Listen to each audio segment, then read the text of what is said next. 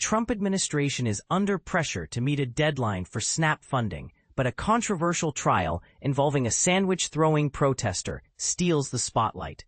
A man, Sean C. Dunn, is charged with assaulting a federal agent by throwing a sandwich, sparking a debate on the Trump administration's approach to minor cases. The trial's notoriety is heightened by Halloween decorations and posters depicting Dunn, adding a unique twist to the proceedings. But here's where it gets controversial. The Trump administration's determination to prosecute Dunn, even on a lesser charge, raises questions about its priorities. This is one of several minor cases pursued by the government, while President Trump maintains a heavy military presence in Washington, claiming it's necessary to fight crime, despite already declining crime rates.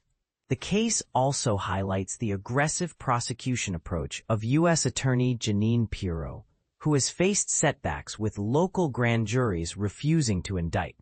Meanwhile, in New York, the mayoral race brings attention to the city's history with democratic socialism.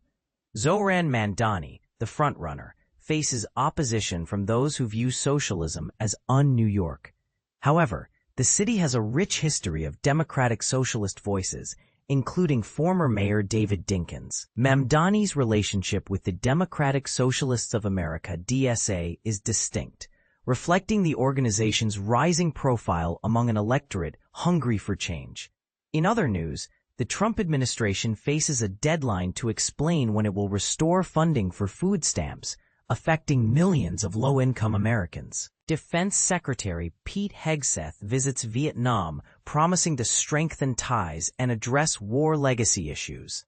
A federal judge blocks the deployment of National Guard troops to Portland, Oregon, suggesting a permanent ban.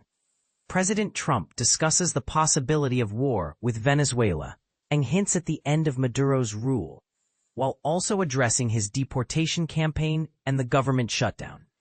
And this is the part most people miss. The Trump administration's mixed signals on SNAP funding and its controversial approach to minor cases like Dunn's raise concerns about its priorities and commitment to the well-being of Americans. The administration's actions and statements, from the sandwich trial to the Venezuela situation, invite discussion on the balance between law enforcement and civil liberties, and the role of the government in addressing societal issues. What do you think? Is the Trump administration's approach justified, or is it a misuse of power?